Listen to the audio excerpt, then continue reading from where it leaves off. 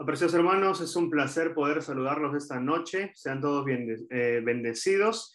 Es un placer no solamente poder reunirnos por este medio desde Perú, desde la ciudad de Trujillo precisamente, sino también desde diferentes partes del mundo, como México, Bolivia. Ahí veo los que están enviando saludos. Bueno, México, Bolivia, aquí también de la pequeña ciudad de Chepén, y de diferentes partes, de hecho, ¿no? Y también para aquellos que nos siguen en Guatemala, ¿no?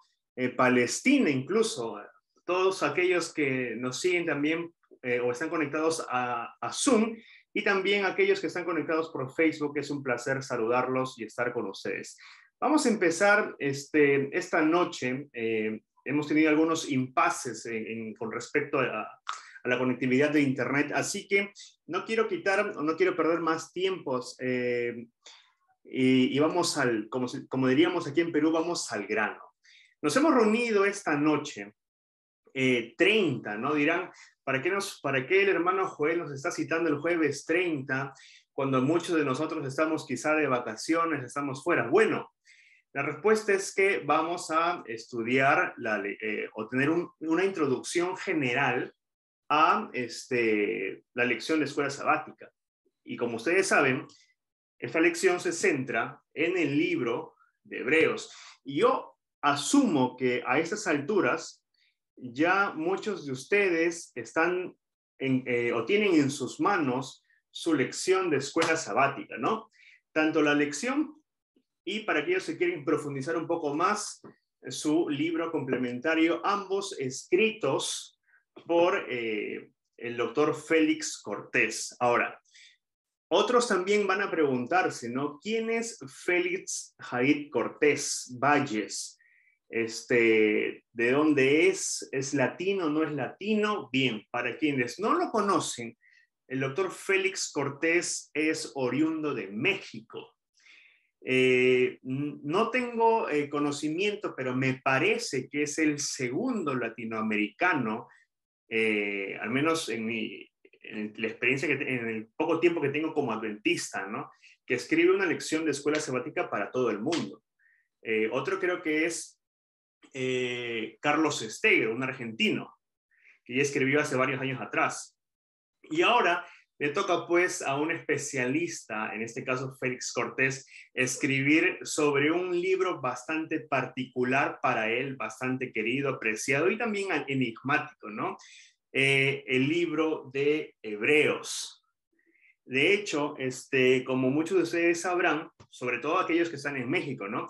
El doctor Félix Cortés fue profesor en la Universidad de Montemorelos, profesor del Nuevo Testamento, y ahora se encuentra él en la Universidad Andrews en Estados Unidos, allí en el Seminario Teológico, enseñando literatura del Nuevo Testamento, y desde allí él participa de diferentes reuniones, congresos bíblicos en diferentes partes del mundo, por supuesto, y también suele escribir con mucha recurrencia artículos académicos y capítulos que se publican en libros, sobre todo, y esto es quizás lo más significativo que para los adventistas, ¿no? Él suele escribir o publicar artículos en libros fuera de la iglesia, haciendo un aporte desde quizá una perspectiva adventista, ¿no? Doctor Félix, permítame, es usted ya coanfitrión, puede usted mismo activar su cámara y activar su audio. Hola, ¿qué tal? Buenas, ¿cómo estás, Joel? Gusto saludarlos. Un saludo a todos los que nos escuchan allá en Perú y en otras partes. Es una alegría estar con ustedes. Gracias, pastor. Pastor, espero no haberme equivocado con los pocos datos que he dado de usted así muy brevemente. Vamos, Está muy bien, sí. Vamos a comenzar, pastor, ¿le parece? Así que vamos a hacer una oración ya. ¿Cuál es la dinámica, hermanos? El pastor Cortés va a tener unos aproximadamente 50 minutos para que nos hable de una manera general. Ojo, esto es algo general de la lección de escuela sabática del próximo trimestre que empieza este sábado, Hebreos. Y de allí vamos a tener unos 15 o 20 minutos para responder algunas preguntas. ¿Cómo es la modalidad para las preguntas? En este caso, como no sabemos o no los conocemos a todos, yo les recomendaría que ustedes puedan escribir en el chat su pregunta. Y yo voy a ir leyendo y puedo ir pasársela oralmente al doctor Cortés para que él pueda responderla. Vamos a enfocarnos o tratar de enfocarnos en la lección de escuela sabática. Yo sé que a veces corremos la tentación de hacer una pregunta que no es del tema, pero que de repente lo escucharon del doctor Cortés. Yo creo que ese no es el momento, sino que hay que aprovechar para centrarnos en la lección de escuela sabática. Así que acompáñenme con una oración, por favor. Oremos. Bendito Padre que estás en el cielo, Señor, gracias porque nos das por este medio la oportunidad de poder reunirnos con tu siervo, el pastor Félix Cortés, y poder leer y estudiar tu palabra, Señor. Gracias por el maravilloso don que le has dado para que Él pueda enseñarnos esta noche y compartir su conocimiento esta noche con nosotros y prepararnos nosotros como maestros, como miembros de iglesia, a tener un mejor conocimiento sobre el libro de Hebreos. Quédate con nosotros, Señor, e ilumínanos en nombre de Jesús. Amén. Pastor, el tiempo es suyo. Adelante. Muchas gracias, Joel. Mira, voy a tomar, en lugar de los 50 minutos, voy a tomar un poco menos, porque me interesa escuchar las preguntas que tengan. Ustedes van a tener oportunidad de leer la lección de escuela sabática y me van a leer durante el trimestre y también tener la oportunidad de leer el comentario de la lección. Así que me interesa más escuchar qué preguntas tengan y poder dialogar un poco. Quiero centrarme en esta tarde, en el contexto del libro de Hebreos. ¿Quién escribe? ¿A quién le escribe? ¿Por qué escribe el autor esta carta? La carta de los Hebreos es una carta muy enigmática por varias cosas. En primer lugar, es una carta que aparece en la colección de epístolas paulinas. Si ustedes van a leer los manuscritos paulinos, van a encontrarse que Hebreos es la segunda carta mejor atestada en las cartas paulinas. Es decir, los manuscritos más numerosos y más antiguos de Pablo tienen la carta de los Hebreos, la carta de los Hebreos aparece en la mayor cantidad de manuscritos antiguos que cualquier otra carta de Pablo, con excepción de Romanos. Es decir, es la segunda carta más atestada. Pero lo más interesante es que Hebreos es la única carta que no reclama a Pablo como el autor. La carta empieza sin un saludo, sin decir quién es la audiencia, y empieza con una frase muy bonita, Hebreos 1, 1 al 4. Algunos piensan, es la frase más bella del Nuevo Testamento. Hebreos 1, 1 al 4 es algo que en griego se llama un períodos. Es una frase compleja que muy bien estilizada, muy bien construida, que los abogados, por ejemplo, utilizaban para introducir un discurso o para introducir una sección nueva de su discurso o para concluir un discurso.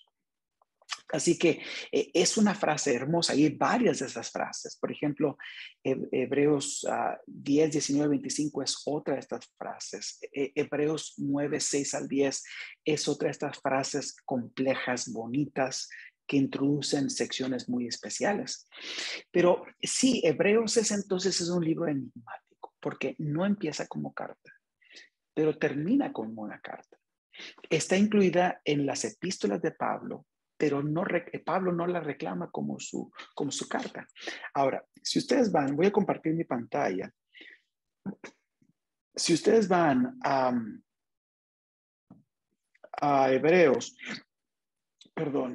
Hebreos capítulo 13, versículos 20 en adelante. Si ustedes comparan el final del capítulo 13, versículos 20 y 25, a las conclusiones de las epístolas de Pablo, van a darse cuenta que hay una cantidad enorme de coincidencias y parecidos entre la carta a los hebreos y las cartas que Pablo escribe. Una de las más evidentes es que Pablo, o el autor, habla de nuestro hermano Timoteo. Dice, sabed que está en libertad nuestro hermano Timoteo. Y el único Timoteo del cual nosotros conocemos en la literatura cristiana de los primeros siglos, el único Timoteo que conocemos es el Timoteo que era compañero, colaborador de Pablo. Así que si ustedes leen Hebreos 13, 20 al 25, van a dar cuenta que es muy paulino. Pero el apóstol Pablo no la reclama como suya. ¿Por qué pasa esto? Es una buena pregunta para la cual no tenemos una respuesta muy clara. Hay quienes han sugerido, David Allen en el New American Commentary ha sugerido que quizás el problema es que el autor quería permanecer anónimo para que no poner en riesgo a la congregación. Aparentemente, dice él, una posibilidad es que el autor era un autor perseguido en el territorio donde estaba la audiencia, y entonces prefiere permanecer anónimo para no traer un riesgo mayor a la audiencia. Bueno, esa es una especulación, es posible. Yo no voy a tratar mucho sobre la autoría de Pablo, aunque podría hablar acerca de esto. Voy a escribir un artículo sobre eso pronto, breve, que ustedes lo podrán leer. Pero yo quiero decirles algunas cosas en cuanto a por qué pienso que Pablo es el autor de esta carta. En primer lugar, porque la epístola a los Hebreos aparece únicamente, siempre aparece en las cartas o en la colección de Pablo. Ahora, es muy difícil que una carta no escrita por Pablo haya entrado en la colección paulina y apareciera a la iglesia como parte de Pablo. ¿Por qué? Porque Pablo mismo advierte, ustedes van a 2 Tesalonicenses, capítulo 2, Pablo mismo advierte contra cartas escritas en su nombre. Dice, no os dejéis mover fácilmente de vuestro modo de pensar, ni os conturbéis ni por espíritu, ni por palabra, ni por carta, como si fuera nuestra, en el sentido que el día del Señor está cerca. Pablo era muy cuidadoso en que sus cartas no fueran confundidas con cartas de otras personas. Había enemigos del evangelio, había enemigos de él, y él no quería que los cristianos, su audiencia, recibieran cualquier carta como si fuera de él. Y si ustedes van a leer las cartas de Pablo, se van a dar cuenta que constantemente él firma sus cartas. Él dice, así escribo yo. Y ustedes van al final del libro de Tesalonicenses, dice, la salutación es de mi propia mano, de Pablo, que es el signo en toda carta mía. Así escribo. Pablo firma sus cartas. Y lo hace también en otras cartas de Pablo. Él las firma para que la iglesia esté segura que son de él. ¿Okay?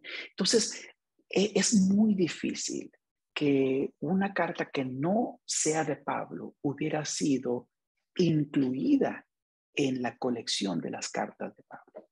Otra razón por la cual yo pienso que es muy difícil que haya sido incluida es porque las cartas de Pablo probablemente se originaron, es decir, la colección de las cartas de Pablo probablemente se originó de las copias de sus cartas que Pablo mismo guardaba para él. En la antigüedad, nosotros sabemos, por ejemplo, Cicerón, por las prácticas de Cicerón y de otros autores del siglo I, antes de Cristo y después de Cristo, es decir, el tiempo de Pablo. Entonces sabemos que la práctica era que cuando una persona enviaba una carta, siempre preparaba una copia para sí mismo. Y el autor siempre quedaba con una copia de sus propias cartas. Entonces, al final, esa copia, esas copias fue muy probablemente el origen de la colección de las epístolas paulinas. Es decir, no es lo más posible es que la colección no se originó con personas viajando de una iglesia a otra tratando de conseguir la carta de Pablo, no, sino que las cartas quedaron como herencia de la colección quedó como herencia de los colaboradores de Pablo después de que él muere, y ellos son los que tienen la primera colección y de ahí se copian las colecciones de Pablo. Probablemente así ocurrió.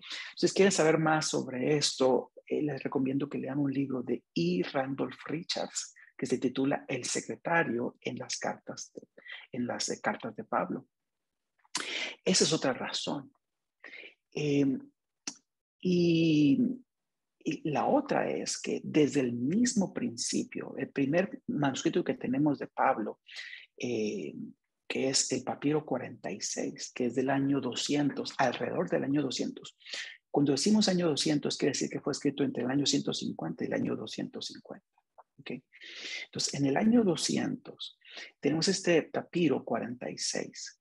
Y este papiro 46 tiene a Hebreos justo después de Romanos, luego sigue Hebreos y luego sigue Corintios y después siguen las otras cartas. Es decir, Hebreos siempre estuvo metida en el centro de las epístolas de la colección paulina y nunca aparece en otra colección. ¿Okay? Además, hay algunas coincidencias bastante importantes entre la forma en que Pablo, por ejemplo, la cita de Habacuc 2:4 en Romanos 1:16 y en Hebreos 10:35 al 39, es exactamente, es la misma cita, porque resulta que Pablo no cita Habacuc 2:4 de la misma manera que está citada en el texto masorético, ni tampoco como está citado en la Septuaginta. Es una cita diferente. ¿Ok? Y la única lugar donde aparece de esta misma manera, citada de la misma manera, es en Hebreos 10:35, 39.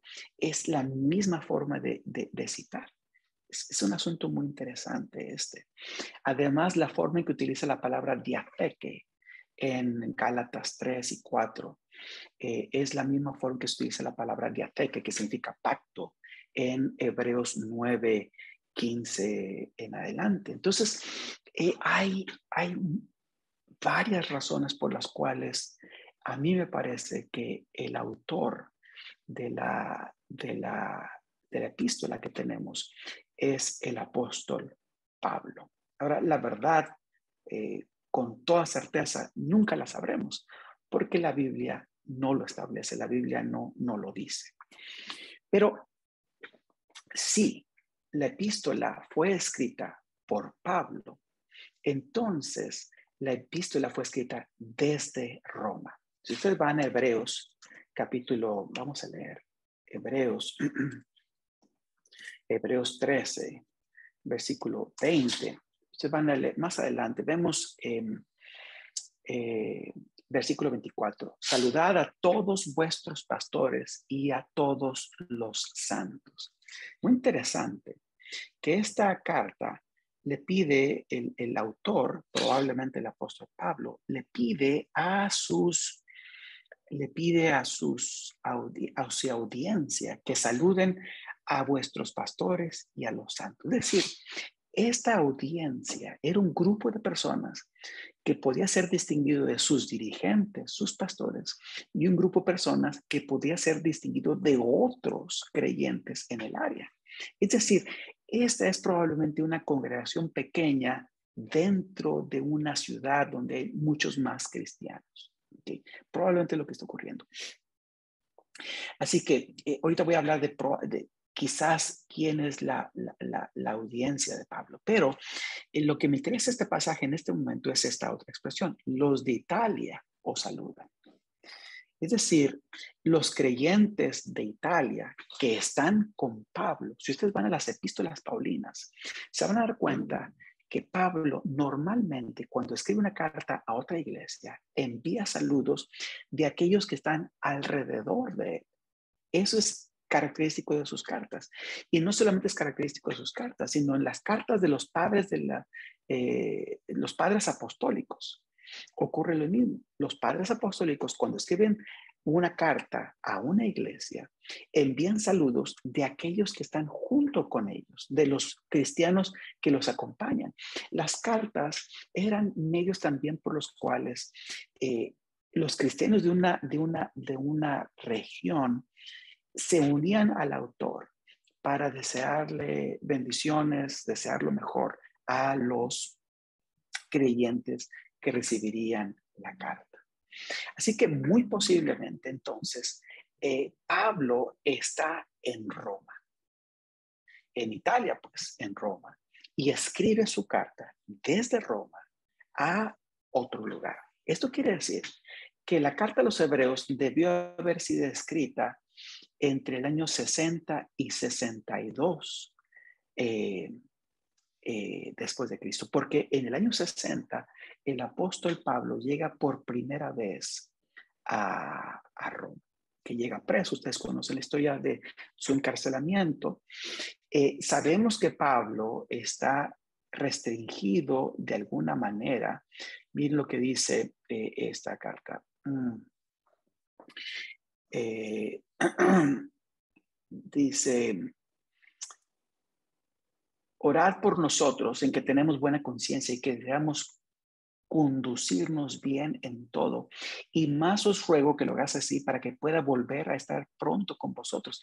Él no está con ellos y algo le impide estar con ellos. Y luego sigue diciendo: ruego que soportéis la palabra de exhortación. Os he escrito brevemente. Sabed que está en libertad nuestro hermano Timoteo, con el cual si viene pronto iré a verlos. El apóstol está de alguna manera restringido, pero él tiene la confianza de que él va a ser liberado. No sabemos si es por una enfermedad o porque está en la cárcel. Y también Timoteo, de alguna manera, él también ha estado, él también está en la cárcel, pero ha sido liberado recientemente y el apóstol les envía la noticia de esto. Estas circunstancias encajan muy bien en las circunstancias del apóstol Pablo en su primer encarcelamiento en Roma. Pablo está restringido, pero él tiene bastante libertad en cierta manera, aunque está preso como un arresto domiciliario quizás, pero él tiene la confianza de que va a ser liberado. En su segundo arresto, cuando escribe 2 Timoteo, él ya no tiene esa misma confianza. Él sabe que el tiempo de su partida está cercano, dice 2 Timoteo capítulo 4, que ha corrido la carrera. Él está para ser sacrificado, está para ser vertido como un sacrificio a Dios. Entonces, muy probablemente lo que ocurre aquí, si es Pablo y estamos hablando de Roma, esto ocurre en el año 62, quizás 63, 64, por ahí, justo antes de que Pablo sea liberado. Y por eso les dice que él espera verlos pronto. ¿A quién le escribe la carta Pablo? Realmente no lo sabemos, pero el argumento de la carta sugiere que eran cristianos que vivían cerca del templo en Jerusalén, quizás en Palestina o en misma Jerusalén, porque uno de los puntos principales de la carta es que los cristianos deben dejar de ofrecer sacrificios. Los sacrificios no son suficientes para proveer limpieza de nuestros pecados. Ustedes pueden ir, por ejemplo, a Hebreos, capítulo 10, ¿verdad? Versículos 18. ¿Qué es lo que dice aquí? Miren, nunca más me habla del nuevo pacto, la promesa de nuevo pacto que Dios hace a los creyentes. Y el apóstol termina con esta expresión: donde hay remisión de estos, es decir, de pecados. No hay más ofrenda por el pecado. Señores, no se hacen más ofrendas por el pecado. Miren lo que dice el versículo 8, capítulo 8, versículo 13. Dice, al decir un pacto se ha dado por viejo el primero, y lo que se da por viejo y se envejece está próximo a desaparecer. Y cuando está hablando del antiguo pacto, está hablando del sacerdocio levítico, está hablando de los sacrificios ofrecidos, sacrificios de animales ofrecidos para el perdón de pecados. Y el apóstol Pablo dice, eso no puede perdonar pecados. Hebreos capítulo 9, versículo 10, habla acerca de eso. Dice, lo cual es símbolo, ¿verdad?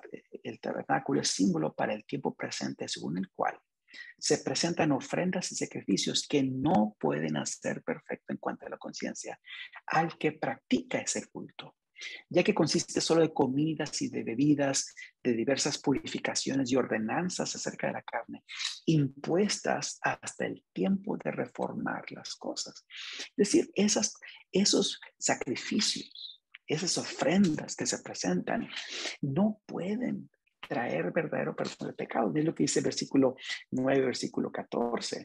Dice, cuánto más, versículo 13 dice, porque si la sangre de los toros y de los machos cabríos y las cenizas de las becerras rociadas a los impuros santifican para la purificación de la carne, cuánto más la sangre de Cristo, el cual mediante el Espíritu eterno se ofrece a sí mismo sin mancha a Dios, limpiará vuestras conciencias de obras muertas para que sirváis al Dios vivo. Es decir, el apóstol está diciendo, señores, los sacrificios de animales no pueden ofrecer la limpieza que nosotros necesitamos. Es lo que dice Hebreos 10, versículo 1. En adelante, dice, la ley, teniendo la sombra de los bienes venideros, no la imagen misma de las cosas, nunca puede por los mismos sacrificios que se ofrecen continuamente cada año, hacer perfectos a los que se acercan. De otra manera, cesarían de ofrecerse, pues los que tributan ese culto, limpios una vez, no tendrían ya más conciencia de pecado. Pero en estos sacrificios cada año se hace memoria de los pecados, porque la sangre de los toros y de los machos cabríos no puede quitar los pecados.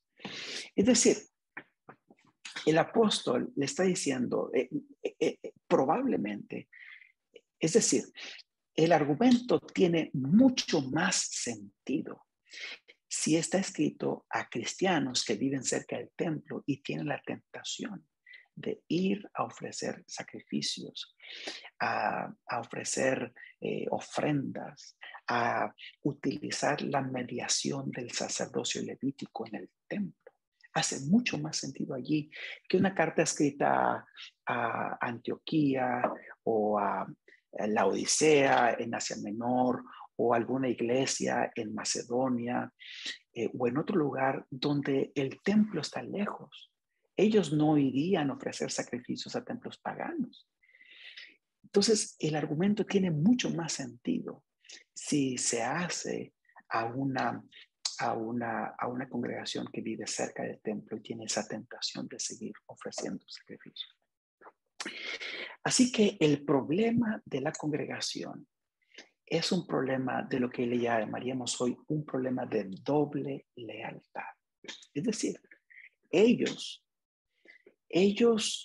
creen en Jesús, lo aceptan como Salvador personal, se han unido a la iglesia cristiana, pero allí el apóstol nota, ¿verdad?, que estos, a pesar de haberse unido a la iglesia cristiana, siguen teniendo la tentación de ir y ofrecer sacrificios en el templo, de buscar la mediación del sacerdocio levítico, de pedir, de ofrecer ofrendas de animales para traer limpieza de su corazón. Un problema de doble lealtad.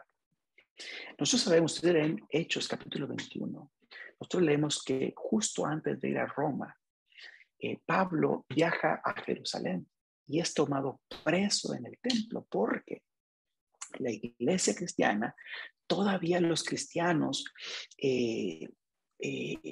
ofrecían aparentemente ofrecían sacrificios en el templo.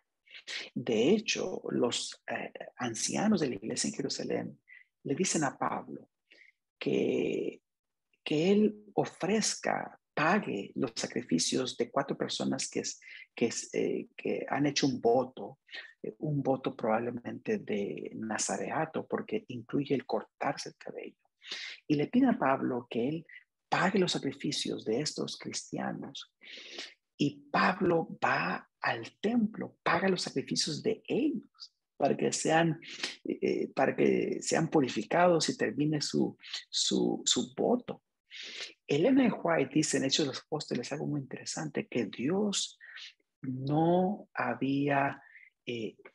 veía con buenos ojos el que Pablo hubiera pagado esos sacrificios. Dice que Pablo, en su deseo de traer unidad entre los cristianos judíos creyentes y los cristianos gentiles, dice que él está dispuesto a ir y a pagar por esos sacrificios solamente para traer algún tipo de unidad entre las dos facciones. Pero el White dice que Dios no le había dado a él, no veía con buenos ojos esa acción de Pablo, pero entiende el anhelo profundo del apóstol Pablo. Así que ese es el problema de la audiencia. El problema de la audiencia también es que ellos están pasando por una dificultad bastante grande. Mire, voy a compartir mi pantalla una vez más. Si ustedes van a la epístola, se van a dar cuenta que hay 3 momentos en la historia de la congregación que son muy importantes. Miren, primero, el apóstol les habla acerca del origen de su carrera cristiana. Dice, ¿cómo escaparemos nosotros si descuidamos una salvación tan grande? La cual, habiendo sido anunciada primeramente por el Señor, nos fue confirmada por los que oyeron. Aquí está hablando de cómo iniciaron ellos, cómo recibieron el mensaje del evangelio. Después, el apóstol Pablo les recuerda lo que Dios hizo, testificando Dios juntamente con ellos, con señales, prodigios, diversos milagros y repartimientos del Espíritu Santo. El apóstol Pablo les recuerda que cuando ellos creyeron el evangelio, Dios confirmó el mensaje del evangelio por medio de señales increíbles. Prodigios, señales y prodigios es un lenguaje que se utiliza para las señales y prodigios que Dios hizo en Egipto cuando liberó al pueblo de Israel de la esclavitud de Egipto. Diversos milagros, repartimiento del Espíritu Santo. Probablemente tenemos aquí los dones espirituales. ¿Será que algunos de ellos hablaron en lenguas, hubo dones de sanidad u otros dones del Espíritu Santo? Fue un inicio glorioso. Pero dice que después de que ellos iniciaron la carrera cristiana de una forma tan gloriosa, con una manifestación tan potente de la gracia de Dios, de su poder, encontramos que los cristianos empiezan a sufrir persecución. Y ustedes van a Hebreos capítulo 10, 32, encontramos ahí, traed a la memoria los días pasados en los cuales, después de haber sido iluminados, es decir, después de que ustedes se convirtieron, sostuvisteis un fuerte y doloroso combate. Por una parte, ciertamente, con vituperios y tribulaciones fuisteis hechos espectáculos, es decir, fueron ridiculizados públicamente. Ellos sufrieron agresiones a su honor, violencia de la sociedad. Miren, dice, llegasteis a ser compañeros de los que estaban en una situación semejante, porque los presos también os compadecisteis y el despojo de vuestros bienes sufristeis con gozo. Es posible que ellos hayan perdido posesiones, casas destruidas, negocios destruidos, robos, por la multitud, la ira de la multitud. Entonces ellos son perseguidos. Y ahora la situación de la iglesia es después de esta lucha constante. Algunos todavía están en la cárcel. El apóstol Pablo les dice que, o el autor de la carta, probablemente Pablo, les dice a ellos que ellos deben seguir teniendo hospitalidad. Acuérdense de los presos, como si estuvieras presos juntamente con ellos, y de los maltratados como si estuvieras en su mismo cuerpo. Es decir, no dejen de visitar los presos. Ya parece que la iglesia se cansó. Algunos dejaron de asistir, Hebreos 10:25, no dejando de congregarnos como algunos tienen por costumbre. Algunos están dejando de asistir a la iglesia. Hebreos 3:12 dice, mirad hermanos que no haya ninguno de vosotros corazón tan malo e incrédulo que se aparte del Dios vivo. Algunos están empezando a alejarse de Dios. Capítulo 3, versículo 7, si oís hoy su voz, no endurezcáis vuestros corazones. La gente está empezando a cerrar sus oídos a la voz del Espíritu Santo. Lo que dice el capítulo 2, versículo 1, dice, es necesario que con más diligencia atendamos a las cosas que hemos oído, no sea que nos deslicemos. Se están empezando a alejar. Miren lo que dice Hebreos capítulo 5, versículo 11 en adelante. Es decir, hermanos, ustedes deberían ser maestros, pero después de tanto tiempo tenéis necesidad de que se os vuelva a enseñar cuáles son los primeros rudimentos de las palabras de Dios. Y habéis llegado a ser tales que tenéis necesidad de leche y no de alimento sólido. Es decir, han dejado de crecer, han dejado de avanzar en el conocimiento y se han quedado como niños, con alimento de principiantes. Es decir, la iglesia está pasando por un momento de desánimo. Miren lo que dice el versículo 5. Hijo mío, no menospreciéis la disciplina del Señor, ni desmayéis cuando eres reprendido por Él, porque el Señor al que ama disciplina y azota a todo el que recibe por hijo. Si soportáis la disciplina, Dios os trata como hijos, porque ¿qué hijo es aquel a quien el Padre no disciplina? Es decir, el apóstol está diciendo, miren, tomen la disciplina del Señor como algo, como una evidencia de que Él quiere prepararlos para algo mejor. Y luego dice el versículo 12, levantad las manos caídas, las rodillas paralizadas, haced sendas derechas para vuestros pies. Es decir, ánimo, vamos hacia adelante. ¿Y cómo es que el apóstol Pablo o el autor le dice a la audiencia que tienen que reanimarse? Número 1, tienen que poner su vista en Cristo Jesús. Capítulo 12, versículos 12, versículo 1, dice, teniendo en derredor nuestro tan grande nube de testigos, los fieles del pasado, despojémonos de todo peso de pecado que nos asieda y corramos con paciencia la carrera que tenemos por delante. Puestos los ojos en Jesús, el autor y consumador de la fe. Es decir, pongan los ojos en Cristo Jesús. Y hay 3 cosas que tienen que ser de Jesús. Y este es el argumento de la carta en general. 3 cosas. Número 1, Jesús está sentado a la diestra del Padre. Eso quiere decir que Jesús tiene poder para defenderlos, para protegerlos, para darles todo lo que ustedes necesitan. Satanás ha sido derrotado. Ustedes deben de confiar en Él. Pongan su fe en Cristo Jesús, el gobernante, sentado a la diestra de Dios. Todos los ángeles están a su servicio. Número 2, Cristo Jesús es nuestro sumo sacerdote. Es decir, ustedes no necesitan ofrecer sacrificio en tu lugar. Esos sacrificios no sirven. El único sacrificio que sirve es el sacrificio que hizo Jesús una vez y para siempre. Es el único que puede limpiar sus pecados. Acérquense a Él para que Él les dé el verdadero perdón de pecados. Y número 3, Cristo Jesús no solamente es nuestro Rey, Cristo Jesús no solamente es nuestro sacerdote, Cristo Jesús es el mediador de un nuevo pacto. Y este nuevo pacto tiene varias promesas para nosotros. Número 1, Dios quiere poner su ley en nuestro corazón. Y Jesús está trabajando para poner la ley en el corazón. Es decir, Jesús está dirigiendo el proceso de santificación en el cristiano. Él está encargado de ayudarnos a crecer, ayudarnos a formarnos hasta que lleguemos a la madurez que Dios quiere que tengamos.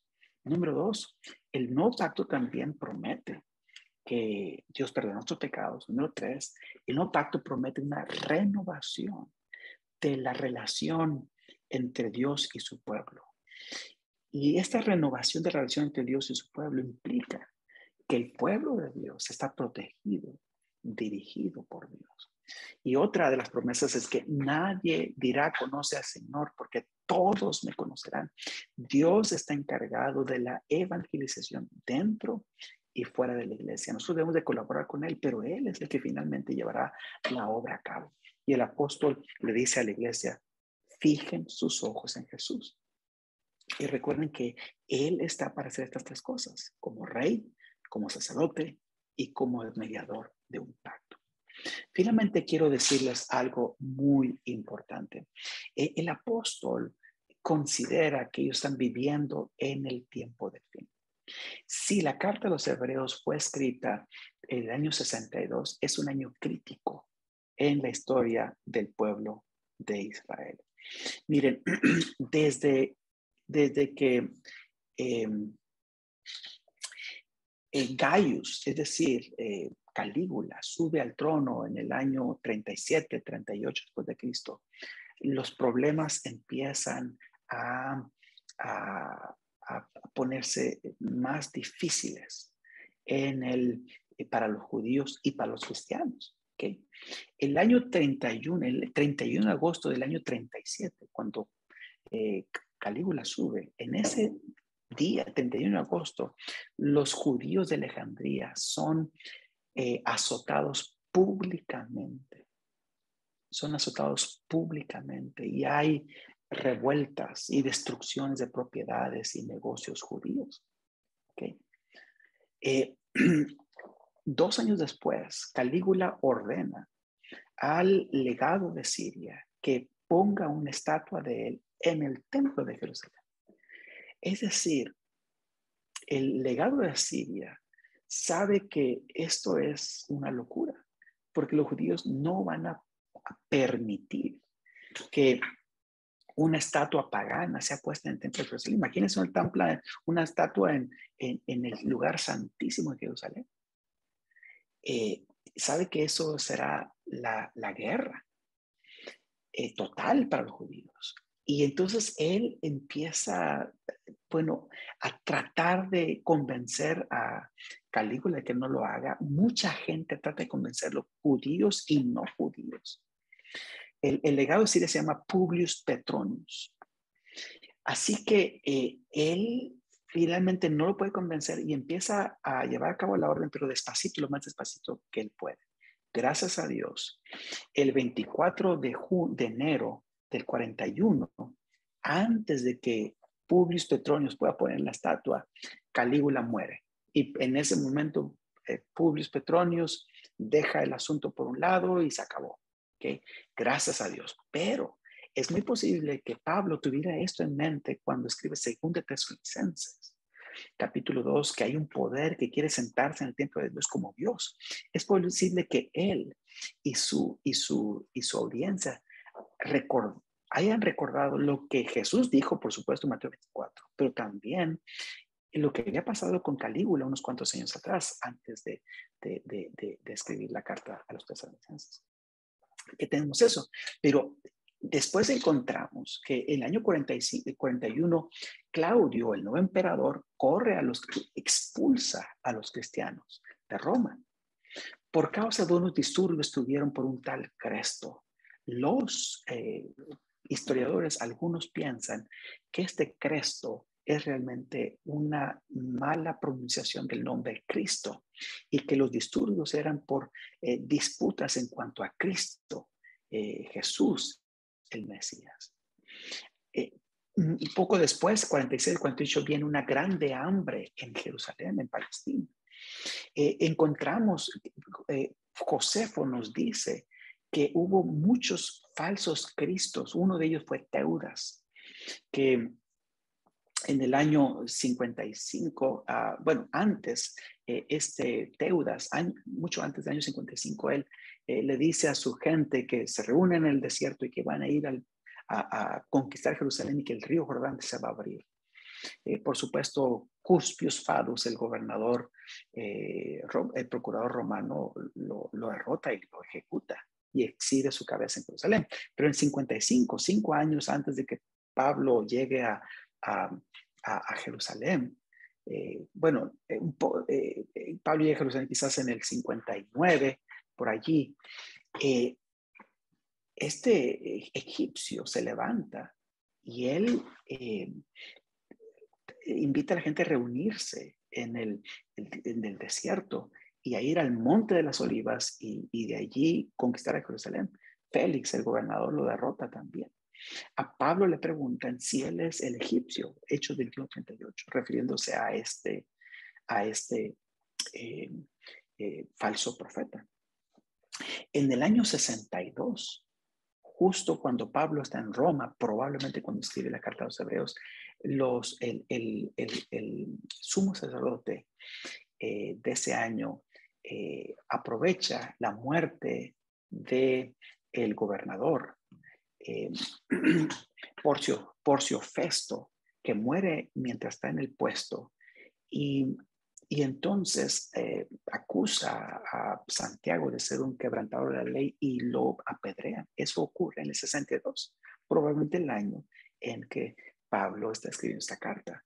Ese año, en la fiesta de los tabernáculos, cuenta Josefo que un hombre llamado Jesús, hijo de Ananías, se levanta en el templo y empieza a gritar en el templo, una voz del este, una voz del oeste, una voz de los cuatro vientos, una voz contra Jerusalén, una voz contra esta casa santa, refiriéndose al templo, una voz contra la novia y contra los novios, una voz contra todo el pueblo. Y de esta manera predecía que Jerusalén iba a ser destruida. Y dice Josefo que él siguió gritando esto sin tregua.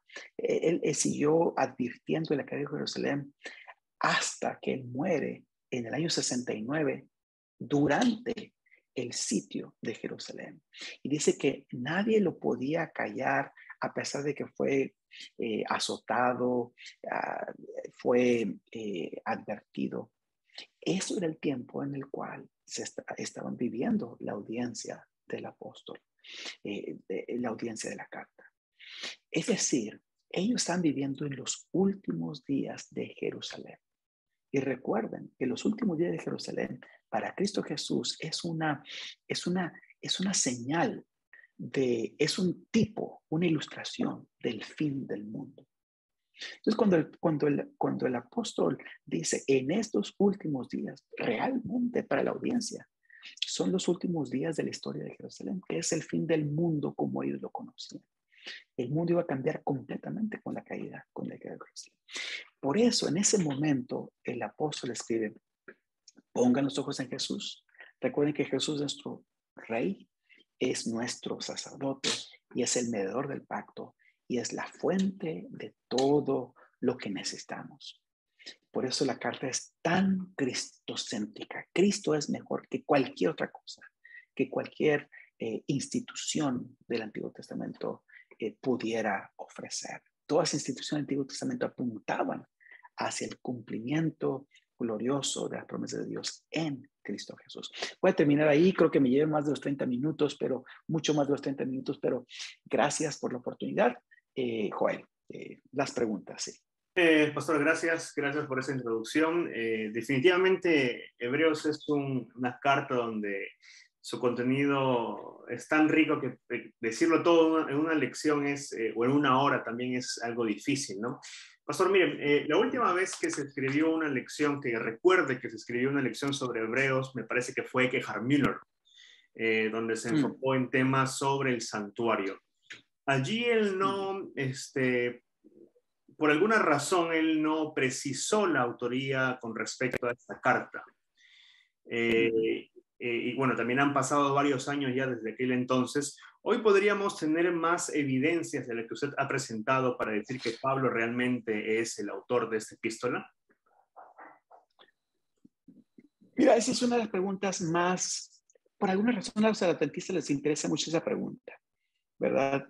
Siempre que alguien sabe que yo estudio el libro de Hebreos, me preguntan ¿quién creo yo escribió la carta a los Hebreos? Yo quiero decirles que en mi recorrido personal, cuando yo empecé a estudiar académicamente esta carta, quizás en el año 2005, 2004, por ahí, Mi impresión era que lo mejor era decir que pues no sabemos quién la escribió, ¿verdad? No sabemos quién la escribió. Pero fíjate que yo he tenido una evolución en mi manera de pensar en cuanto a la autoría de la Carta de los Hebreos. Y a mí me parece que la evidencia de los manuscritos, la inclusión en la colección de Pablo, el hecho de que desde muy temprano miren, la Carta de los Hebreos es considerada autoritativa ya en Primera de Clemente. Primera de Clemente es escrita en el año 96 después de Cristo. Es más, Apocalipsis es escrito alrededor de esa fecha, 95, 96 fue escrito. Primera de Clemente es escrita alrededor de esa fecha. Y ya en Primera de Clemente, capítulo 36, la carta de los Hebreos es citada literalmente como una carta autoritativa. ¿Cómo es posible que una carta escrita por alguien que no es conocido fuera considerada autoritativa tan pronto? Lo más fácil de pensar es que fue escrita por un apóstol, ¿verdad? Eh, eh, y la mayoría de los padres del Oriente, consideraban que Pablo era el autor. Uno de los argumentos que se presenta en contra de la autoría de Pablo es el que el estilo es diferente. Pero realmente ese no es un argumento sólido. Pablo probablemente escribió sus cartas, y tenemos evidencia, con la ayuda de secretarios. Y sabemos por estudios históricos que los secretarios tenían influencia en el estilo de las cartas. Y si ustedes comparan las cartas de Pablo, diferentes cartas, Corintio con Romanos, van a encontrar que hay diferencias estilísticas. ¿Okay? Entonces, el estilo no es un argumento muy fuerte. ¿Ya? La otra es que Pablo dice en Hebreos capítulo 2, versículo 3, que nosotros recibimos, Él se incluye, ¿verdad? En Hebreos, lo leo, dice Hebreos capítulo 2, versículo 3, dice, ¿cómo escaparemos nosotros si descuidamos una salvación tan grande, la cual, habiendo sido anunciada primeramente por el Señor, nos fue confirmada por los que oyeron? Aquí el autor se identifica con los que escucharon el evangelio testificado por otros, ¿verdad? Entonces, la mayoría de los escritos eruditos dicen, esto no lo pudo escribir Pablo, porque Pablo argumenta en Gálatas que él recibió el evangelio ¿de quién?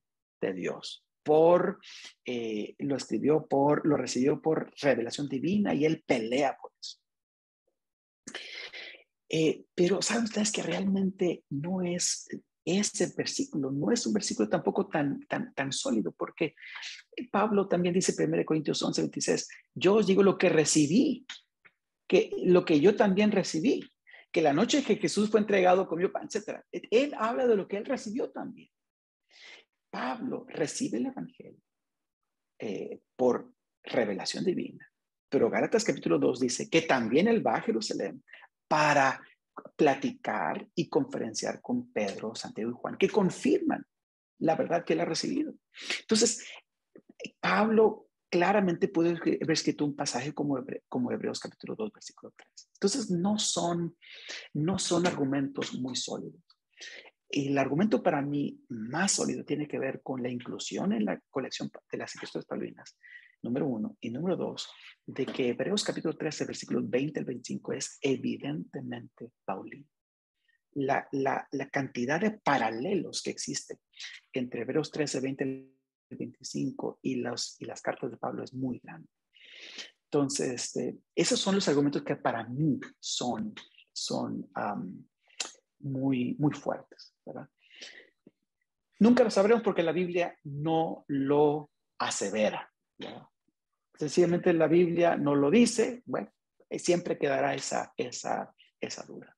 Gracias, pastor. Para quienes quizá no saben o se unieron tarde a esta presentación, el doctor Cortés dijo que estaba escribiendo un breve artículo con respecto a la autoría de Pablo, Y para los que pueden leer quizá inglés, esperamos que su comentario, porque el doctor Cortés es el autor del nuevo comentario adventista internacional sobre Hebreos, y pueden de repente ahí leer un poco con más detalles ya con respecto a este punto, ¿no? Ahora, pastor, bueno, hemos recibido de hecho varias preguntas, ¿no? Algunas de ellas creo que ya se han respondido durante la presentación, pero hay una aquí que me llama bastante la atención con respecto a la ascensión de Cristo, ¿no? Hebreos 6, 19 y 20, ¿a qué se refiere? Cuando Cristo asciende, entra directamente al lugar santísimo en un contexto inaugural o en un contexto que habla o apunta al Yom Kippur. ¿Qué nos puede decir al respecto? Mira, Hebreos 6, 19 y 20 dice sencillamente que Cristo ascendió al cielo, y la ascensión de Cristo al cielo es el ancla de nuestra esperanza que entra dentro del velo. Okay. So, Hebreos 6, 19 y 20 lo que está diciendo es que Jesús se sentó en el trono de Dios a diestra del Padre. Estamos hablando del lugar santísimo, ¿verdad? Porque es el lugar santísimo donde está el arca del pacto, donde está el trono de Dios. Y Cristo Jesús no está separado del Padre. Es decir, lo que el apóstol Pablo está queriendo decir es que Jesús hace lo que ningún otro sumo sacerdote o sacerdote del Antiguo Testamento puede hacer. ¿Y qué es eso? Los sacerdotes no podían entrar en la presencia de Dios. El velo era una barrera para ellos. Para Jesús, el velo no es una barrera. Él está en la misma presencia de Dios. Él no es un pecador. Él es perfecto, santo, sin mancha, apartado de los pecadores, etc. Por lo tanto, él puede estar en la presencia de Dios. Ahora, hay algunos adventistas que se preguntan, y con justa razón, porque Elena de White en el libro Primeros Escritos habla, y también en Conflicto de Siglos, habla de una idea de que cuando viene 1844, Cristo Jesús pasa el lugar, junto con el Padre, pasa el lugar santo al lugar santísimo para iniciar el juicio divino. ¿Okay? Yo podría hablar un poquito más acerca de estas citas de Elena White, ¿verdad? Pero Hebreos no habla de eso. Hebreos no habla de un movimiento de un lugar santo, un lugar santísimo dentro del santuario celestial. Para el libro de Hebreos, Jesús asciende y está en la presencia de Dios mismo. ¿Okay? Ese es lo que el libro, tenemos acceso completo. O como dice Hebreos 10, 19 en adelante, tenemos acceso confiado a través del velo a la presencia de Dios. Eso es lo que Hebreos está queriendo decir. Ahora, ¿cómo concilian algunos pensadores adventistas este asunto? Bueno, hay quienes piensan que Cristo Jesús entra dentro del lugar santísimo para inaugurar el santuario, como estaba ilustrado, ¿verdad? Por la ceremonia de la inauguración del santuario en Éxodo 40, Levíticos 8, número 7, y creo que es Éxodo 29 también, ¿okay? Donde se habla acerca de la inauguración del santuario en el tiempo de Moisés, y que ellos piensan que Jesús hace lo mismo, entra hasta el lugar santísimo, hace la inauguración del lugar santísimo y luego sale al lugar santo y ahí queda con el Padre en el lugar santo durante todo el tiempo de la intercesión antes de 1844. Después de 1844, Jesús se mueve al lugar santísimo y empieza la etapa de juicio de 1844. Yo creo que eso es posible. Es posible, porque en el Antiguo Testamento el templo de Dios, el trono de Dios es movible. Ezequiel capítulo 1 habla del trono de Dios moviéndose, llegando a Jerusalén. En Daniel capítulo 7 ustedes ven el templo, dice que fueron traídos tronos. Habla de que el trono es movible. Entonces, por supuesto, eso es posible. lo que yo quisiera decir es que Hebreos no habla acerca de eso. ¿Okay? Para Hebreos, el mensaje es: tenemos acceso completo, sin dudas, sin barreras, sin velo, a la presencia de Dios mismo. ¿Okay? Ese es el argumento de Hebreos. Gracias, profesor. Hay una pregunta aquí que también es bastante particular, ¿no? ¿Cuál es la importancia del libro de los Salmos para la comprensión de Hebreos, especialmente cuando hablamos del Salmo 2 y el Salmo 110? ¿Qué tanto aportan estos salmos para la comprensión del mensaje de Hebreos? Bueno, el Salmo 2 y el Salmo 110, especialmente el Salmo 110, eso es importante no solamente para Hebreos, es importante para todo el Nuevo Testamento. Me parece que es el salmo más citado en todo el Nuevo Testamento. Es la idea principal. Jesús es Señor, por eso se llama Curios. Jesús es el Señor porque se sentó a la diestra del Padre. ¿Okay? Es el mensaje principal. Y el Salmo capítulo 2 normalmente, ustedes van a Efesios, por ejemplo, y a otras partes, normalmente citado junto con el capítulo 110. Cristo mismo llama la atención al Salmo 110 en Mateo 22, cuando le pregunta a los fariseos, ¿qué piensan ustedes del Hijo? Y menciona el Salmo 110, aplicándoselo por implicación a sí mismo. ¿Ok? Entonces, el Salmo 110 era uno de los pasajes más importantes de el cristianismo, del Nuevo Testamento. ¿Okay?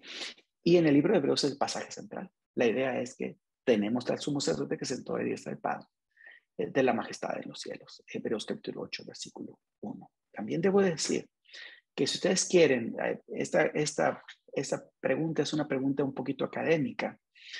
Yo quisiera recomendarles que leyeran un libro de Richard Hayes, que se llama The Conversion of the Imagination, la conversión de la imaginación. Y allí hay un capítulo que se llama Christ Praise the Psalms. Cristo ora los salmos. Y habla de la conexión estrecha que existe entre los salmos y la cristología del Nuevo Testamento. Miren, Hebreos no solamente menciona el Salmo 110, no solamente menciona el Salmo 2, también menciona cita el Salmo 40 en el capítulo 10, versículos 5 al 10, menciona el Salmo 22, bueno, yo no voy a decir el Salmo 22 o Isaías 8, en Hebreos capítulo 2, versículos 13 y 14. Hay varios salmos citados en el libro de Hebreos. Salmos escritos por el apóstol por el rey David. David es un tipo de Jesús y Jesús los presenta como cumpliéndose en su propia persona. Es lo que encontramos en Salmo 40, Salmo 22, Salmo 2, Salmo 110 y varios otros salmos mencionados también en Hebreos. Gracias, pastor. Usted habló hace poquito sobre el juicio investigador, ¿no? Hace varios años atrás, con Frank Holbrook a la cabeza probablemente, se hizo una serie de libros que se conocen en inglés como DARCON, la abreviatura que en español sería la Comisión sobre Daniel y Apocalipsis, que para Interamérica, algunos de estos volúmenes han sido publicados en los clásicos del adventismo, pero Issues on Hebrews, asuntos o cuestiones sobre hebreos, no se tradujo. Y no sé si hay planes para traducirlo. Yo sé que en portugués sí existe, pero no en español aún. Cuando tratan este asunto de un juicio investigador en Hebreos, pareciese que no pueden diluir muy bien el tema, que si realmente existiera o no. Nosotros podemos realmente ver que exista un juicio investigador o que Pablo habla de un juicio investigador en Hebreos. Mira, la pregunta te la puedo contestar de dos maneras. En primer lugar, me gustaría decir que es muy claro para el apóstol Pablo en Hebreos que el juicio del pueblo de Dios, no estamos hablando del juicio en general, estamos hablando del juicio del pueblo de Dios, es algo que ellos están esperando en el futuro. ¿Okay?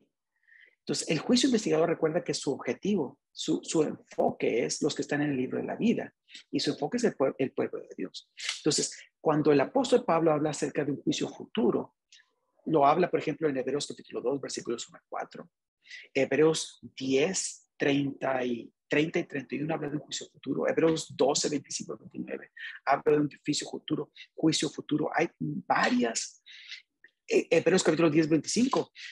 No dejes de congregarnos, cuanto más que veis que el día se acerca. Hay un juicio que va a ser Hebreos 4, 12 y 13, donde dice que seremos juzgados por la palabra, que es como una espada de dos filos a la cual debemos de rendir cuentas. Entonces, Hebreos tiene claramente un mensaje de que hay un juicio para el pueblo de Dios en el futuro. Desde ese punto de vista, el juicio investigador está claramente descrito en Hebreos. ¿Okay? Ahora, también es cierto que la fecha, 1844, ¿verdad? Una alusión a esta fecha no es clara en Hebreos. No, Hebreos no es un libro profético en ese sentido, ¿verdad? No es como Daniel, no es como Apocalipsis en este sentido. No tiene periodos proféticos como los 2300 días, los 1260 días, etcétera. No los tiene. Sin embargo, yo he sugerido, y ustedes lo pueden leer en el último libro publicado por el Biblical Research Institute, que se llama Eschatology. Yo escribí un artículo allí sobre una alusión que hay en Hebreos capítulo 12, versículo 28, a Daniel 7, 18. Y Daniel 7, 18 dice allí que los santos del Altísimo recibirán el reino. Lo que dice Daniel 7, 18 es que los santos del Altísimo recibirán el reino como resultado de un juicio, del juicio investigador.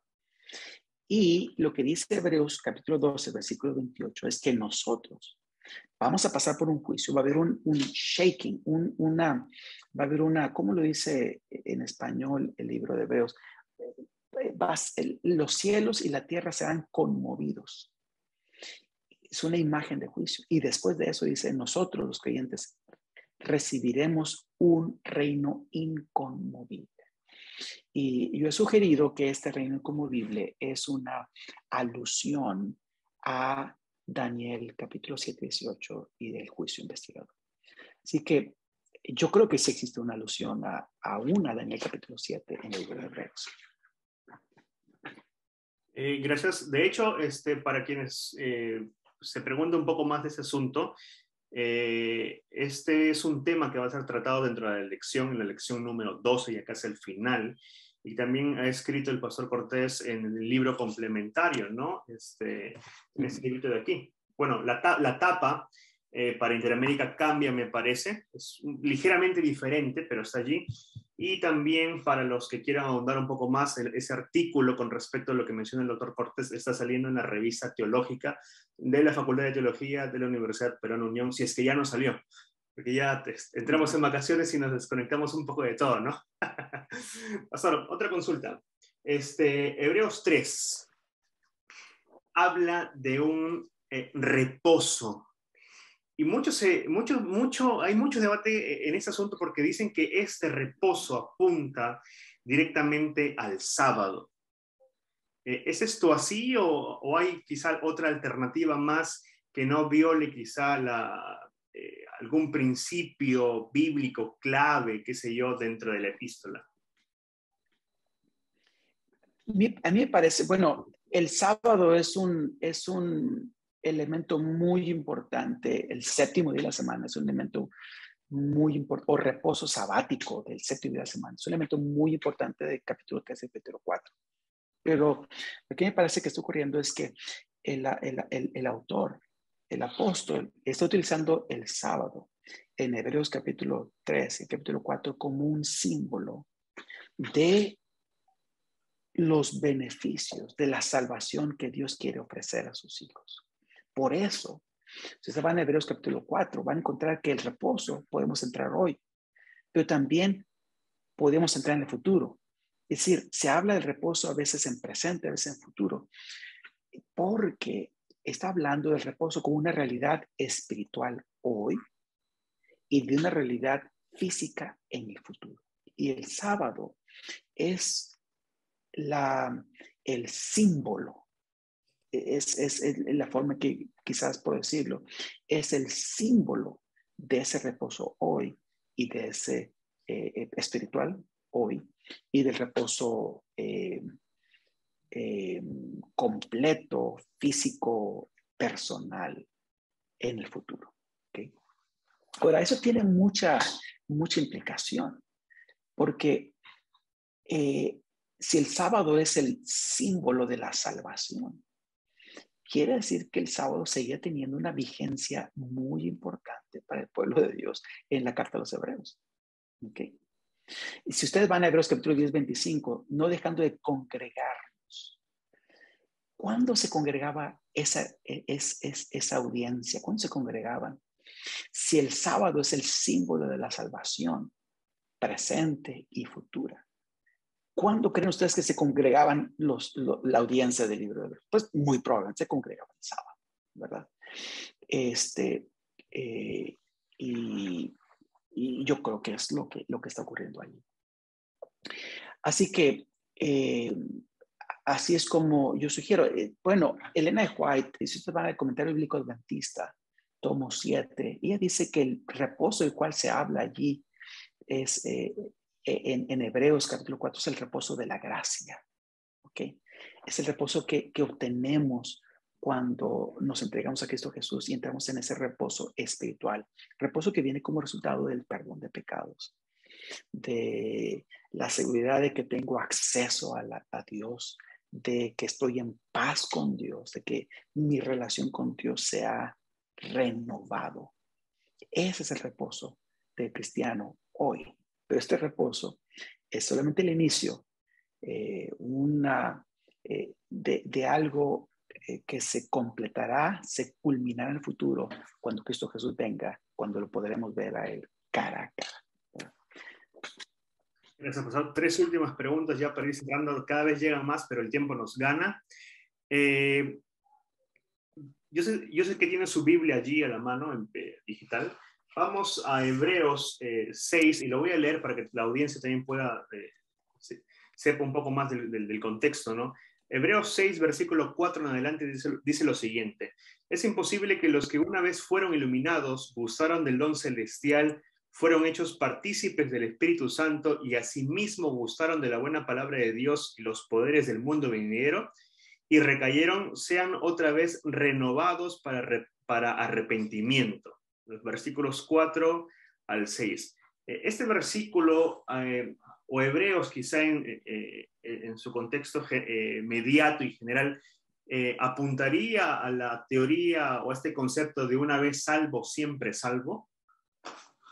Es decir, que no podemos perder la salvación.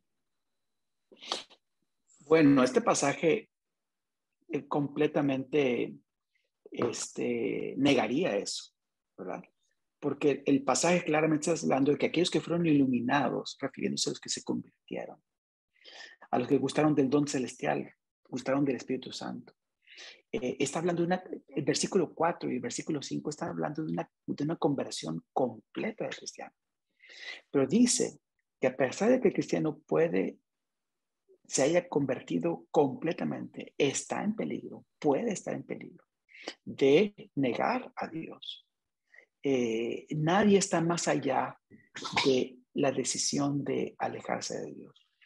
Es decir, cuando yo me convierto y me entrego a Cristo Jesús, mi libre albedrío no cesa. Mi oportunidad de tomar decisiones no cesa. Siempre habrá la oportunidad de decirle a Dios, gracias, yo quiero seguir otro camino, ¿verdad? Y eso es lo que está diciendo Hebreos capítulo 6. Gracias, pastor. Miren, aquí hay otro texto que habla de Hebreos 9, ¿no? Desde que empezó, bueno, no desde que empezó la pandemia, sino que se hizo más énfasis desde la pandemia, incluso, ¿no? Hebreos 9:27. Habla de que los hombres que mueran una sola vez, después de eso viene el juicio. El hermano que nos hace la pregunta es si, contextualizando un poco la pregunta, ha habido predicadores que han señalado que el juicio investigador, incluido para los vivos, ya comenzó. Es decir, yo ahorita estoy siendo juzgado y en cualquier momento mi Dios ya cierra una decisión por mí y pues puede ser positivo o negativo y por más que yo haga algo más después de esa decisión, ya mi destino está sellado. ¿Qué opina usted de esa perspectiva? Mira, Joel, no entiendo realmente cómo podría ser utilizado este pasaje para hablar de que el juicio investigador para los vivos ya empezó. O sea, realmente no veo cómo podría ser utilizado de esa manera. Es decir, no entendí la pregunta realmente. Ok, en otras palabras, hay un sector de adventistas, predicadores laicos, que señalan que el juicio investigador ya empezó, incluido para los vivos. Inclusive dieron una fecha. Es decir, justamente en este momento, Dios ya nos está juzgando a usted y a mí, y en cualquier momento Él puede decir, ya Félix Cortés va a ser salvo, Joel Parrilla no va a ser salvo.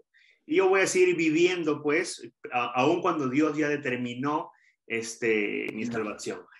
Pero con este versículo, nosotros podemos entender quizá mejor que el juicio investigador empieza en mi vida cuando yo recién muero o no. Oh, no. Ok. Hebreos 10:27, 9:27, perdón, es una ilustración. Okay. Entonces lo que el apóstol está diciendo, así, de la misma manera que el hombre muere y después viene el juicio, esa era la idea que existía en el tiempo de Pablo, de que después de la muerte venía el juicio. Dice, de esa misma manera Cristo Jesús murió y después viene el juicio. Y el juicio es que Dios, fíjate, es interesante que el juicio aquí es positivo, porque el juicio es para salvar a los que le esperan. El juicio es como lo tenemos en Daniel capítulo 7, donde el juicio es para vindicar a los santos. Entonces, en este caso, la idea que existía en el mundo antiguo de que después de que una persona moría viene el juicio es utilizada como una ilustración para decir que así como Jesús murió, viene la muerte, después de la muerte viene el juicio. Y el juicio es la vindicación, la salvación del pueblo de Dios. Es utilizado de esa manera. Ahora, nadie sabe cuándo va a empezar el juicio de los vivos. Lo que sí sabemos de Ellen White es que va a ser muy corto, muy corto. ¿Por qué? Porque el juicio de los vivos implica una decisión final del creyente. ¿Okay? Y los creyentes llegan a una decisión final como resultado de una vida de rechazo, ¿verdad? O como resultado de circunstancias graves que te llevan, te orillan a tomar una decisión final. Yo creo que no es siempre que tú y yo sentimos el Espíritu Santo hablando en los corazones, hablando en nuestras mentes, trabajando en nuestras vidas, tratando de que hagamos siempre lo mejor, es una evidencia de que Dios sigue hablando. Y si hemos cometido errores, presentimos el deseo de perdón, de arrepentirnos, el deseo de buscar una nueva, mejorar. Todo eso es señal de que el Espíritu Santo sigue actuando y de que la puerta sigue estando abierta. ¿Okay? Así que esta idea de que ya sabemos cuando el juicio de los vivos empezó es una idea no bíblica. La Biblia no dice cuándo empieza el juicio de los vivos. Y hay otra razón importante para esto. Dios no pone una fecha también para no crear confianza en el ser humano. porque si a mí me dijeran el juicio de los vivos, la oportunidad para tomar una decisión es tal fecha, puede ser que yo me sintiera un poquito más confiado de que tengo todavía 3 o 4 días o 3 o 4 años para vivir de una manera contraria a la voluntad de Dios, cuando realmente no sé si los tengo. La vida se me puede acabar en cualquier momento. Yo debo estar constantemente viviendo en la forma en que Dios desea que yo viva, lo que Dios desea cada uno. Gracias, pastor. Aquí tenemos la última pregunta. Esta epístola, ¿no? ¿Qué tanto ayudó en los tiempos de la Reforma Protestante? No sé qué tan, quizás usted sabe qué tanto fue usada quizás por Lutero, Calvino u otros, y sobre todo en el movimiento adventista, ¿no? ¿Cuál es el aporte allí?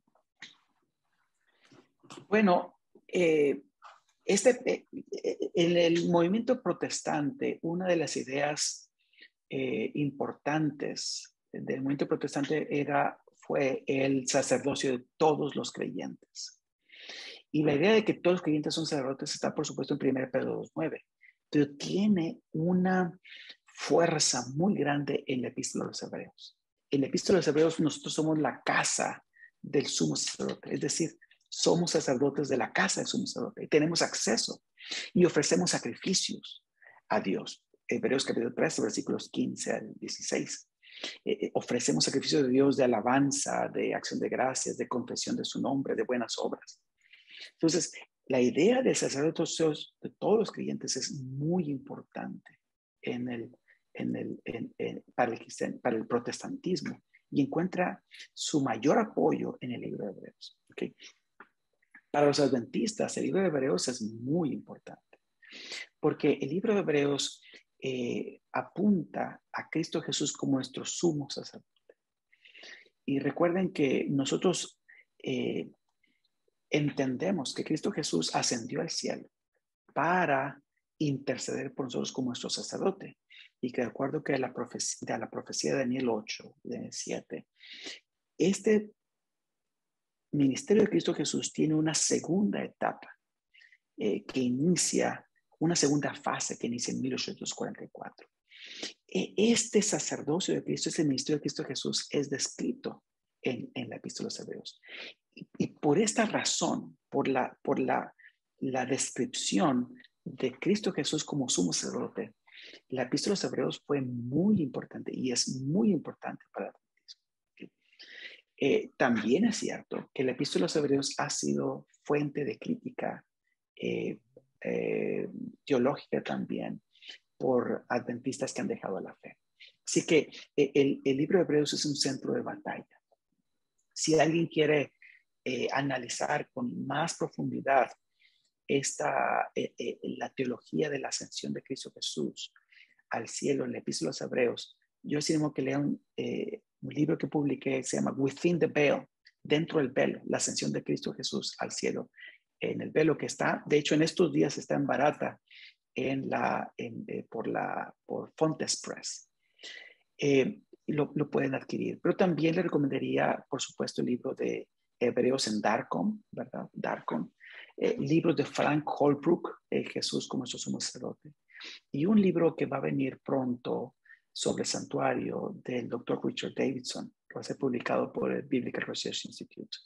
Así que todos esos libros hablan de la teología de Hebreos, que va a ser muy útil para los cristianos, los adventistas especialmente.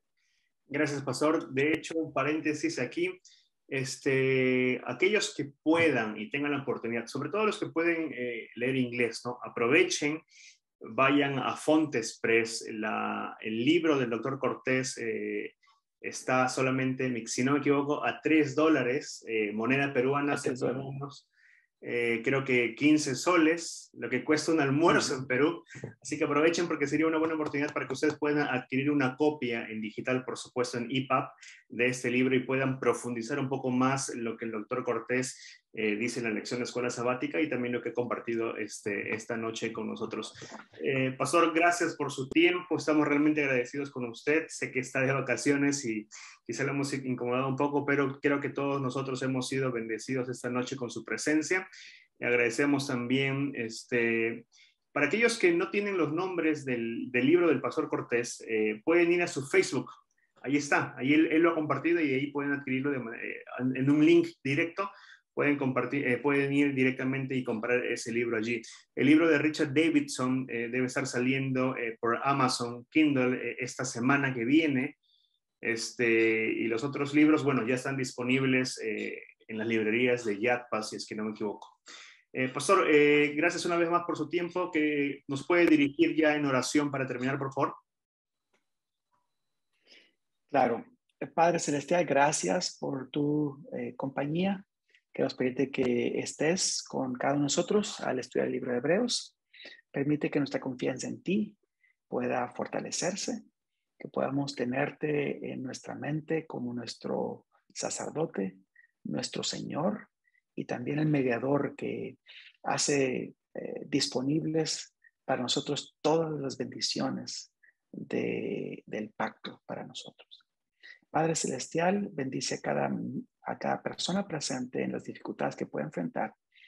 Bendícelo en su familia y bendícelo en este año que empezará pronto. Te lo pedimos en Cristo Jesús. Amén.